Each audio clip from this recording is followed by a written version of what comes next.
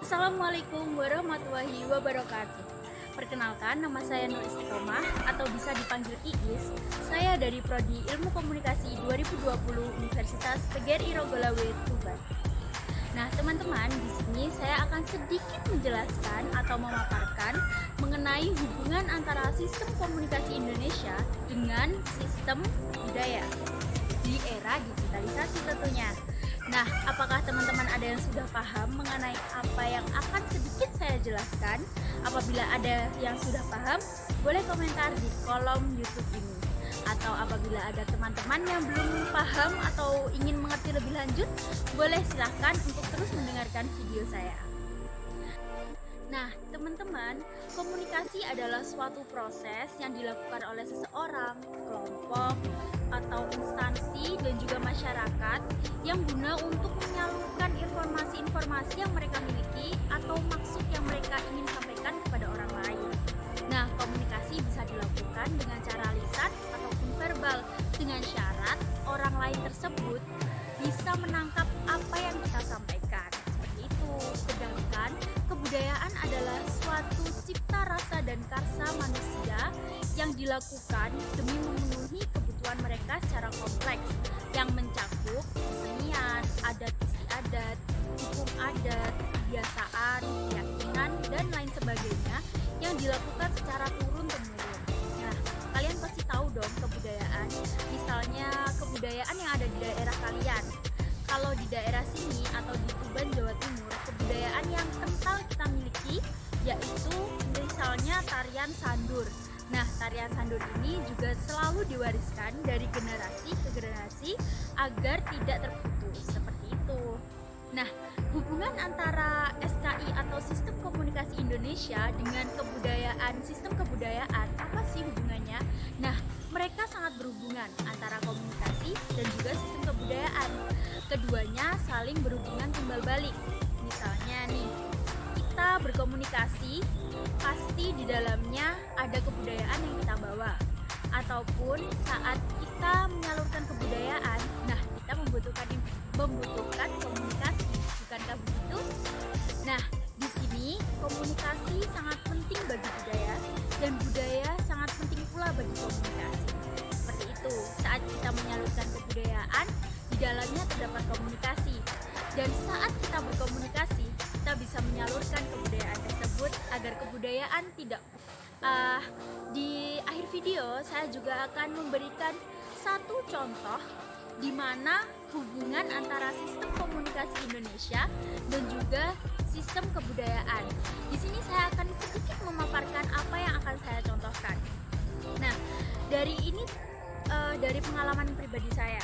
Jadi, saya memiliki beberapa teman dan teman saya ini seseorang yang sebenarnya tidak pernah mengikuti seperti sanggar tari atau ekstrakurikuler tari. Nah, tetapi di dalam dirinya dia itu ingin mengikuti sebuah ajang kompetisi tari. Nah, disinilah tempatnya. Jadi dia dengan tekad yang kuat dan juga dia berpikir bahwa di era digitalisasi ini apa sih yang kita tidak bisa lakukan? Semuanya bisa kita lakukan, seperti yang dilakukan oleh teman saya ini. Dia tidak pandai menari, dia tidak pernah mengikuti sanggar, tetapi dia bertekad untuk mengikuti suatu perlombaan tari. Dengan cara apa? Tentunya dengan bekerja keras dan mencari cara agar dia tetap bisa menyaingi para kompetitor lain yang mereka adalah seorang anak sanggar. Dia ikut orang lain itu ikut sanggar, ikut ekstrakurikuler menari dan lain sebagainya, sedangkan dia hanya dengan tekadnya saja dan juga berpegang teguh bahwa semua bisa dilakukan di era digitalisasi ini. Nah, bagaimana sih caranya agar bisa mengikuti lomba menari ini tanpa memiliki skill dan tanpa memiliki dasar dalam sanggar menari seperti itu? Nah, dia dengan cara melihat dan menonton video-video berlatih menari yang ada di YouTube, tips-tips yang ada di media sosial seperti di Instagram dan lain sebagainya. Dia tekun melihat YouTube tersebut dan mulai berlatih menari, dan tentunya dia juga berkomunikasi dengan teman-temannya yang pernah mengikuti ekstrakurikuler menari seperti itu. Jadi dia berkomunikasi dengan temannya tersebut agar temannya tersebut memberikan arahan kepadanya. Selain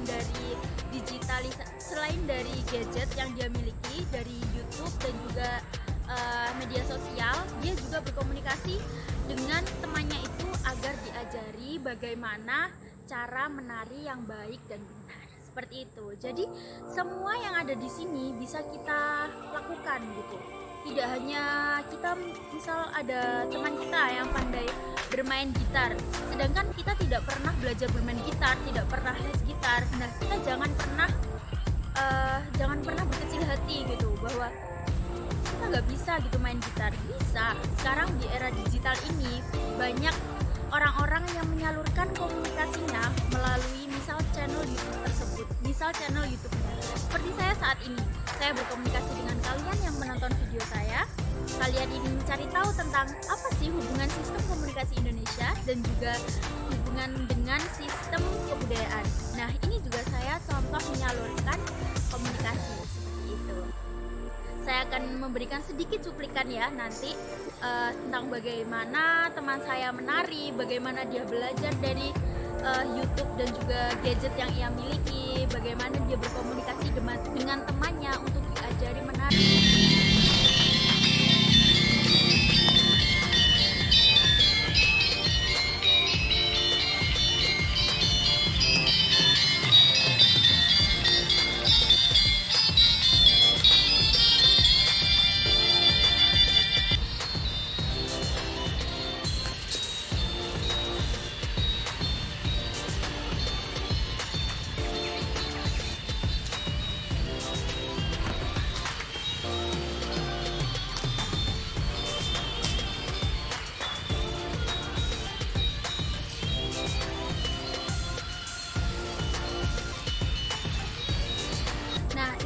Beberapa pemaparan yang bisa saya sampaikan mengenai sistem komunikasi Indonesia dan yang berhubungan dengan sistem kebudayaan.